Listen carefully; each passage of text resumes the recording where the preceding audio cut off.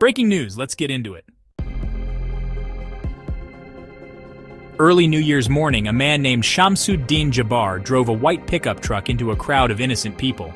By the time the dust settled, 15 lives were lost, over 30 others injured, and the attacker lay dead after a firefight with police. An ISIS flag was found in his vehicle. Bombs, yes, bombs, were discovered nearby, and now the questions are piling up faster than the answers. Who was Shamsud-Din Jabbar? What drove him to commit such a horrific act? Is this an isolated incident, or are we seeing the return of radical Islamic terrorism in America? Are there more like him out there, walking among us, waiting for their moment to strike? Today, we're diving into everything we know so far, the questions we need to ask, and the uncomfortable truths we might have to face. Because, let me tell you, the story doesn't end with Jabbar. So let's start with what we know about the man at the center of this tragedy. Shamsud-Din Jabbar. He was a 42-year-old man from Texas. Reports suggest he had no significant criminal record, no glaring red flags. A guy you might have passed by at the grocery store without a second thought. But something changed. Something turned him from ordinary to radical. Now, was he just a lone wolf? A self-radicalized man scrolling extremist forums in the dead of night? Or was he connected to something larger? A network? A handler? Someone whispering in his ear? Pushing him? Feeding him propaganda until he cracked? We don't know yet. But we do know this: radicalization doesn't happen overnight. It's a slow process, it's methodical, it's intentional. And here's something else we need to ask. How did he learn to build bombs? Bomb making isn't exactly something you casually pick up at a weekend workshop. You don't learn it by accident. So how did he know? Did he have a mentor? Was he following online guides? Was he part of an encrypted chat group trading secrets with strangers across the world? This is where things get uncomfortable because terrorism has gone digital. Extremist groups aren't hiding in caves anymore. They're online. They're on forums. They're in encrypted chat rooms. They're everywhere. And they're reaching people like Jabbar. People who might feel isolated, disillusioned, angry. People who might be looking for a cause, a purpose, a target for their rage. This isn't about a guy snapping one day. This was cultivated. Someone, or something, planted an idea in his head and watered it until it grew into tragedy. But here's the terrifying part. Is this an isolated incident, or is this part of a pattern? Are we seeing the return of radical Islamic terrorism in America? Look, we've been here before. Post 9/11, America spent 2 decades fighting the war on terror. We dismantled networks, took down leaders, and for a while, it felt like the threat was fading. But terrorism doesn't die.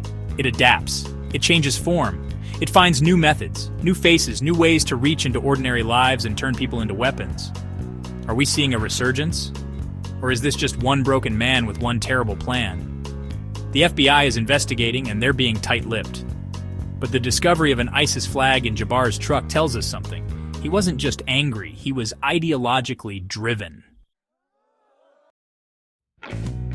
Now let's talk about something that often gets overlooked in these discussions: mental health.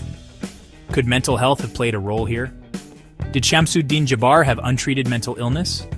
Was he vulnerable to extremist messaging because he was already in a fragile state of mind? The connection between mental health and radicalization is tricky.